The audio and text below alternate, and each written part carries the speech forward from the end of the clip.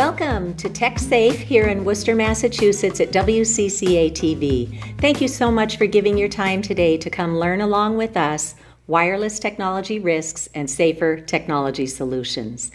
I am delighted to have here with me today a gentleman whom I've met through testifying at the Massachusetts State House, through the Department of Public Utilities in Massachusetts, and his name is Ken Gartner.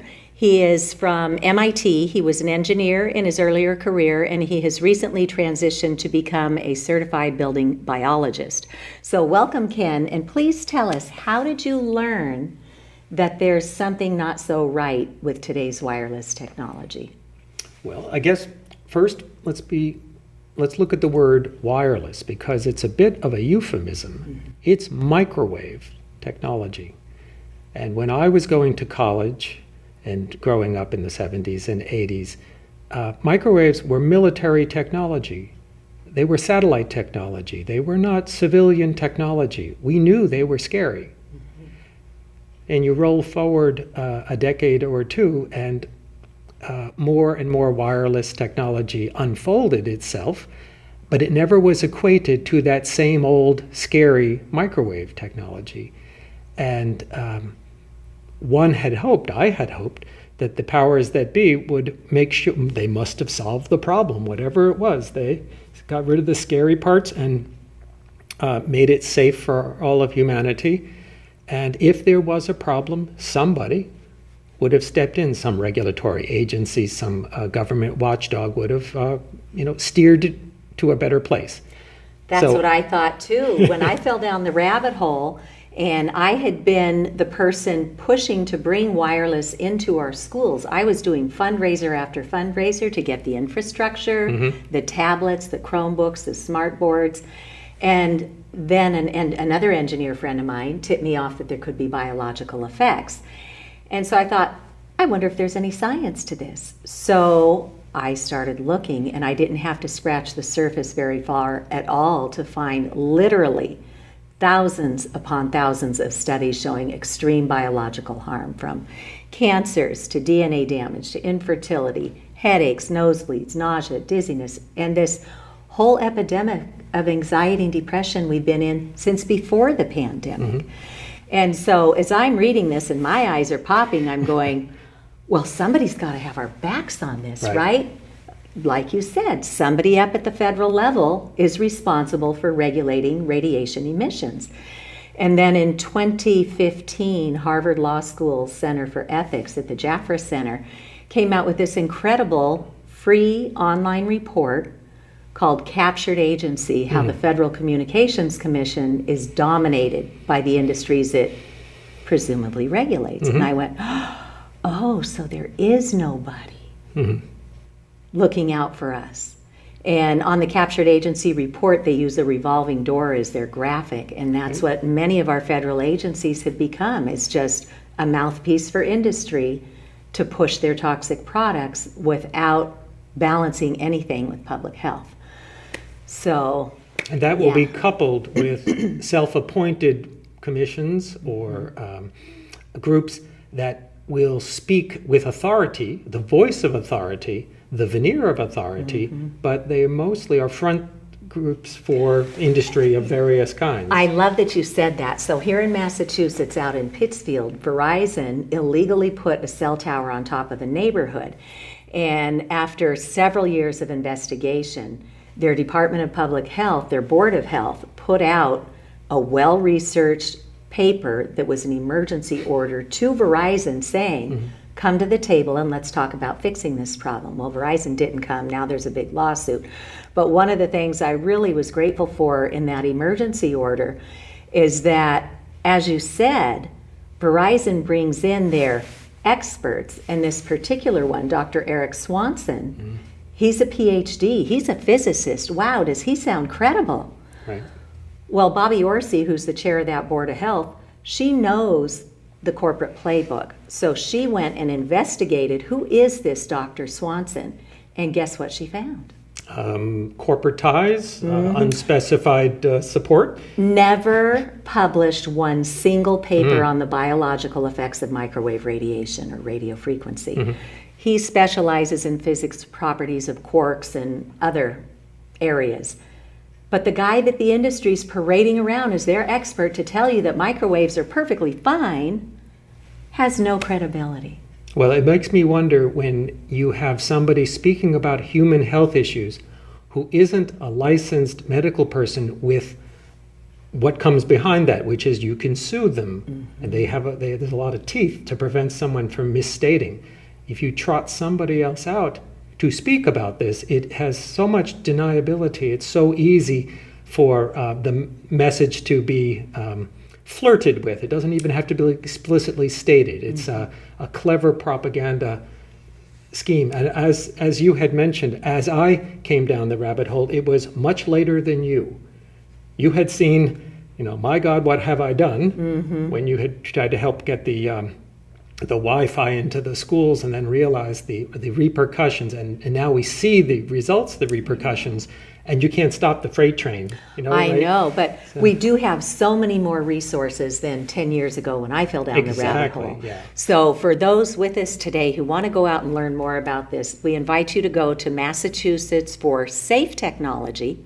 And if you go to our events page, you will see that twice a month we are doing free public education webinars where you can come, you can bring your loved ones, you can bring your schools, you can bring your local town officials, you can bring your legislators, and let's learn together. Following each episode of that, we provide the video plus my slides. It took me years to piece all this together. In my slides, you can drill directly down into the facts, in the science, in medicine, in the law, and also in public policy and local zoning codes, which we all need strong local zoning to protect us from the devices that we don't have under our control, like cell towers and 5G small cells and satellites, and oftentimes those utility smart meters for gas, water, electric, solar, propane, which I think leads us to how you figured out what was really going on with these microwaves. Yeah, so we, just to roll back the story a little bit, we had this, my partner and I had a desire to retire to the country and build our own healthful home. She had suffered from chemical sensitivity, she had Crohn's, and we were going to build a forever home that was elder friendly. I was building it myself. So I had allocated a few years to do this. En route to that dream, I took an apartment. Sweetheart visited. There was mold in the apartment. There was natural gas stove in the apartment. And I didn't even know about EMFs, but I had a Wi-Fi router running in the one and only bedroom. So she became ill. She could point to the closet and say, there's something in there. I could not detect it, and she could.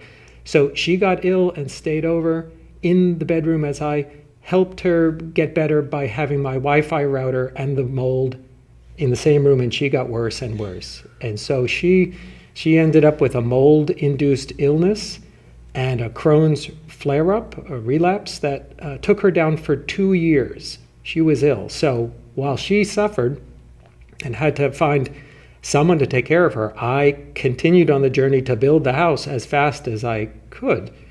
So we finished the house in 2019, my project instead of our project, because she had no capability to participate in any way, shape, or form.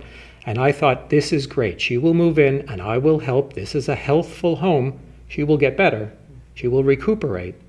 That is not what happened. Within 2 months, she was circling the drain. Oh, good Lord. And there was nothing, the medical team that she had was clueless. They would insist your numbers look good to the degree that they would look good. But many people with these kinds of illnesses are told your numbers look good. Right. So, well, that's all that anybody's ever been taught in medical school Yes. as to how to run certain tests. yeah, right? they're never taught about environmental illnesses, Exactly. period. And that's from food all the way up through mold, Yeah. and then to chemicals. And EMFs is a new kid on the block, but they don't have any of those. And that is a Right. real failing of the medical system, and it fails all of us. And it does. We should let our listeners know that there is a group of medical practitioners, doctors, who have been trained in these environmental illnesses. And folks can go out to the American Academy of Environmental Illness, and they have a directory of providers where you might stand a chance of finding somebody, because like with your sweetheart, you go and you get tested and they come up empty, but you're still sick. And then you start paying out of pocket to see experts, and the finances start draining and their tests come up empty. Yes. And then you start doing your own research, and ultimately that's where a lot of people who, if they take the time, discover their symptoms are lining up with these environmental exposures, including electromagnetic radiation. That's right. And so what we found on our own, because at the end of the day, you are responsible for your own health. Yes. You don't go to the doctor, like you go to the mechanic and put the car up in the jack and tune it and take no responsibility. It's your body. You got to do it. So we figured out that she had become electrically sensitive, and turned off the Wi-Fi and all the devices, and even turned off the power in the house, and she had instant relief. So we knew what it was. The problem, the disappointment was the healthful home that I had built inadvertently turned out to be a microwave oven. I had built a metal roof. I had low E reflective glass windows to keep in the heat, and I had rigid board foam insulation with foil radiant barrier, all of which are reflective to microwaves. So what would happen is our cell phone, the Wi-Fi, all of those wireless devices were broadcasting, and the clue was the cell phone's battery would run out after half a day. It was punching as hard as it could to get out to some distant tower, and it just wasn't doing it. And you know how a cell phone will amplify itself if it can't hear its communicating partner. So Sonia was in this room, and those signals will reverberate until they are absorbed, and we are the best absorbers. Oh, mercy. And the chair she sat in, because she was so ill from the mold, to watch me unpack boxes, was in line with the smart meter on the house, which we have an L-shaped house, so it was aimed right at that. Later, when we got meters, we were able to verify all this. So the task became, we had to establish a zero RF house. And that's not easy. So basically, unwittingly, you built a Faraday cage, and you guys were in it, but with your radiating devices. Bad idea. Because I also have heard that radiation will hit the metal and bounce back. So Exactly. Now you're in this war zone of radio frequency, and it's all invisible, so we wouldn't know. So when you talked about the meter, I brought one along with me today. This is the one that was recommended at the EMF Medical Conference by one of your colleagues at Safe Living Technologies. It's the Safe and Sound Pro 2 meter, and I don't get a kickback on any of this, but I know a doctor here in Massachusetts who put it into her practice. She loans it to her patients for $10. They take it home for 2 hours, do their scavenger hunt, identify where all these resources or all these sources of radiation are, come back to the doctor, and together they talk about how to remediate. So what did you guys have to do to protect yourself because and she was your partner? electrically hypersensitive, the task is a little different than if you're a proactive health conscious person. A proactive health conscious person can remove 75, 95, 99% and be much better off. But an electrically hypersensitive person needs 100.0% removed. No exceptions. So it was a long battle. We ended up doing about a dozen things. So the first was I made sure that we owned our cable modem and the associated connectivity instead of renting from the Comcast, because if you have a rental, they will offer public hotspots, so even if you had a Wi-Fi integration and turned it off, it might not truly be off. Just your half is off. Yeah, I also learned that there can be a wireless home security antenna in that box too.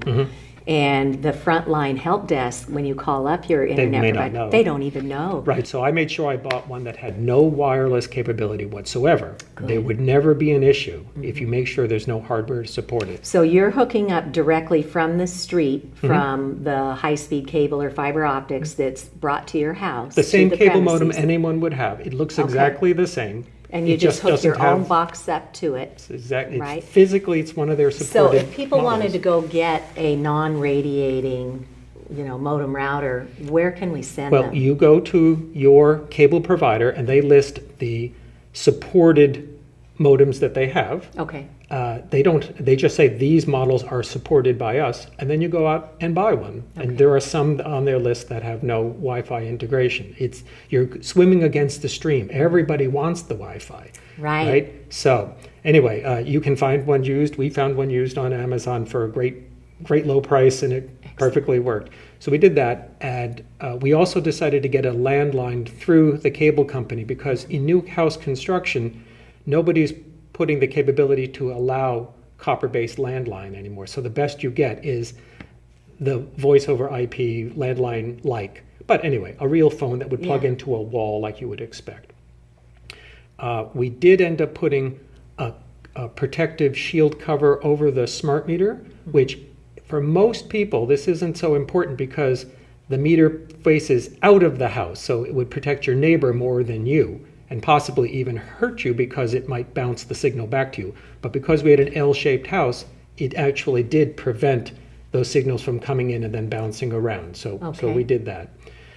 Yeah, and just when we were testifying with the Department of Public Utilities, I had done a little 3-minute video because I wanted to know how often is that utility meter pulsating into my home. So I sat down on the floor in my dining room, and I have a electric meter, regular, and then I have an electric meter for solar mounted right outside the wall.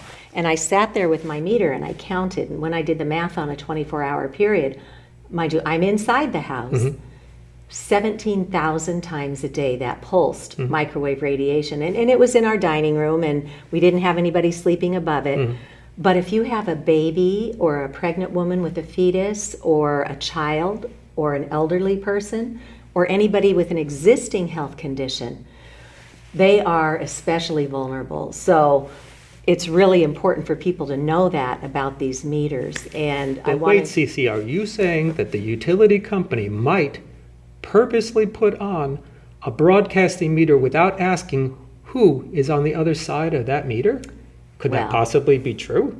It's happened all over the country. These well, in my town, for example, we used to have good old analog meters, right? They were just mechanical devices. They had somebody walk the neighborhood and get the readings once a month, and then we got our bill. And then the industry came in and said, hey, we can save you, town, the cost of sending a meter reader.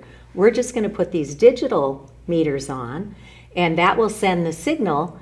Right now, ours are through a drive-by. There's a Department of Public Utilities employee who drives by and takes the reading and drives up to the next house.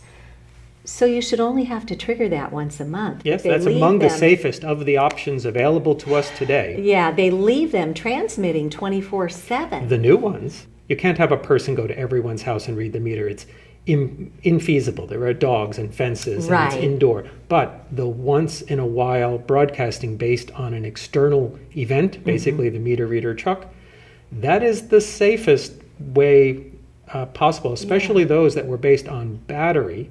So instead of tapped into the actual, they didn't retrieve their power from the power lines, they were built-in batteries. So they didn't introduce any dirty electricity onto the wires, which is a big Right. problem with the new ones.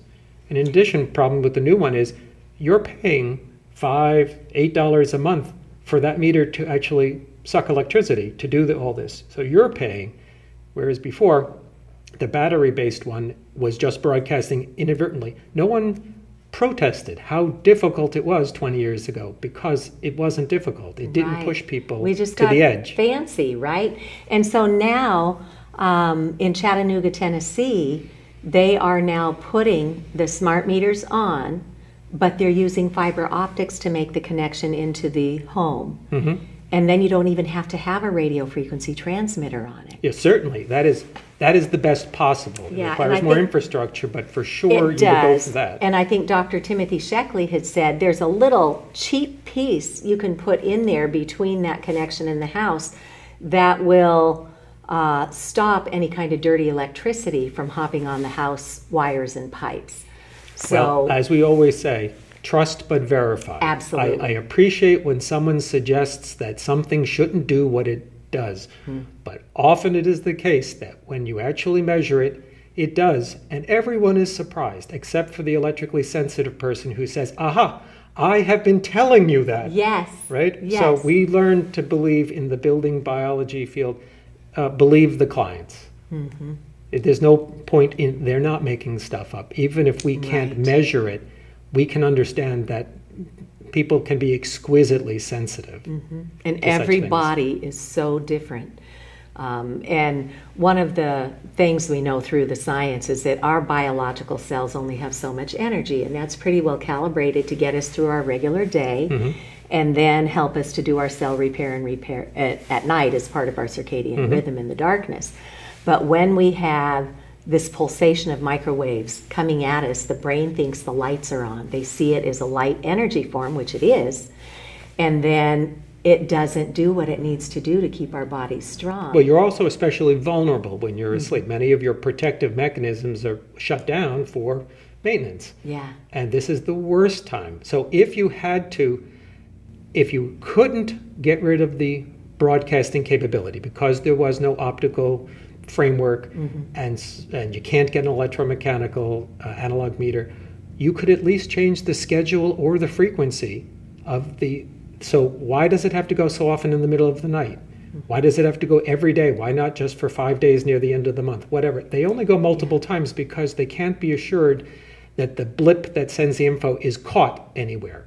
And so they actually rely on things bouncing chaotically. So they'll send it 2,000 times because one time it might get to the next hop. And that guy takes it and he does the same thing. So because it's so willy-nilly, they have to do it all the time. So hardwiring would really make so much more sense. It would probably save a lot of electricity in the whole scheme of things if you only sent it when you needed it. Right, and the data would flow much more easily than this buckshot. It almost sounds like pregnancy. Which sperm is going to get through to fertilize the egg? It is crazy. And if you were to stand in front of a smart meter and imagine you had a water hose that had a pretty good velocity to it, and you were shooting at that hose. Imagine the spray pattern on your house. That is not too much different than the microwave energies that are going to happen. Even though you have metal behind the smart meter and you think it's shooting off in this direction, it shoots off in all directions. It just kind of bounces a little bit less in one. But your whole wall of your house would be wet. Yeah. Oh, my goodness. Well, we've got about 5 minutes left. So you talked about getting wise with your own devices, turning off the radio frequency in those, hardwiring your phone. So let me explain a little bit about being electrically hypersensitive, because that is what my sweetheart is. She is so sensitive and is permanent. It's been 4 years, and she lives in a room with no electricity. We have 0 RF in the house. She has only stabilized. She has not gotten better. She has been housebound for 4 years. COVID was no different. In fact, COVID was a little bit better. COVID lockdowns were better for her than without, because now she could do things like engage with government agencies and telemedicine, which wasn't permitted before. Right. So she hasn't been, in 4 years, other than a few medical visits, she has only been on a few walks outside the house and gone swimming every warm day, lake swimming every warm day in the last 4 years. No other place has she been. So she is hungry to see people, and so that is very difficult. Many people, it's not so hard, but sometimes we have people come who have Bluetooth hearing aids or insulin pumps, and we just have to do the best we can. But she'll hurt. Even 10 seconds exposure to a cell phone, 10 seconds, she will have a ringing tinnitus that will last hours. She can feel each airplane as it flies overhead. She can go nowhere without excessive protective clothing. So and she is not alone. No, she is not. We know far too many people who are injured this way, and you guys figured it out. A lot of people have no idea that this is why their health is crashing. So we're very grateful that in New Hampshire, their legislature investigated this and came out with this groundbreaking report It is the final report on commission to study the environmental and health effects of evolving 5G technology. This is on our state efforts page at Massachusetts for Safe Technology. They document the conflicts of interest with the government agencies and the industry, and they make 15 recommendations to start getting our public policy up to where it needs to be and transitioning our communities away from toxic wireless signals to the more sustainable fiber optics or high-speed cable or copper to and through the premises. But at every turn, when they try to introduce a bill to back up one of their 15 recommendations in here, the lobbyists get in there. So, Cece, can I address legislators generally? Mm-hmm. So, dear legislators, decision makers, municipal people in charge of stuff, 3 to 5% of your constituency is electrically sensitive in one way or another. Mm-hmm. How do I know this? Countries like Austria, Sweden, Germany, all have taken population surveys because they care about this issue. This has been an issue for a long time. So 3 to 5% is a minimum. So people are already suffering. In 2011, the WHO, World Health Organization, was able to classify microwave radiation as a Class 2B possible human carcinogen, the same as DDT. Mm-hmm. All right, legislators, how has that changed the way you universally deploy wireless technologies? It is a known possible human carcinogen, and there are many people who say the evidence suggests it's way higher than that. Since 2011, when the WHO classified it as a Group 2B, we now have the animal studies completed that show it is clear evidence of cancerous tumors and DNA damage and more. Yet it's deployed universally without and any... the FCC's been sued, and it's now been 2 years, and they've completely ignored the court order to bring the science and the public policy in line. So, but I want to say something about here in Massachusetts. We have actually had a bill for 10 years now to give the public to opt out of these toxic utility meters. Mm-hmm. And I want to give a shout out to Worcester's own Senator Michael Moore. He has reintroduced Senate Bill 2152 with an emergency preamble because Eversource and National Grid are saying that their fleet needs to be retired and they want to put smart meters on everything. So we've got to get this bill passed. So please, everybody, go out to Massachusetts for Safe Technology. On our resources page, you will find a link to the bills, and please take the time to send in a statement saying, I do not consent to be radiating in my home. We deserve not only an opt-out with no fee, but we deserve to have safe utility meters in our communities. And if enough of us speak up and keep showing up, maybe we stand a chance. So, Ken, how can people reach you, and what do you want them to know as the takeaway from this interview? I'll just make a slight correction. I have not yet achieved my certification from the Building Biology Institute, mm-hmm. which is the certifying instructional institution in America for building biology, which comes from Germany.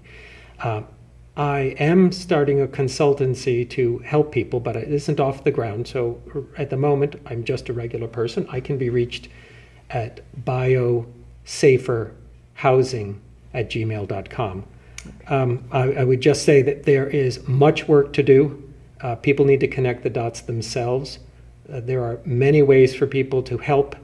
If there was any teenager tuned in to what we said, they should be outraged at what's going on, mm-hmm. how their future is being taken from them. And that outrage should be channeled appropriately. And your organization and the Environmental Health Trust are excellent places to take the next step to learn more.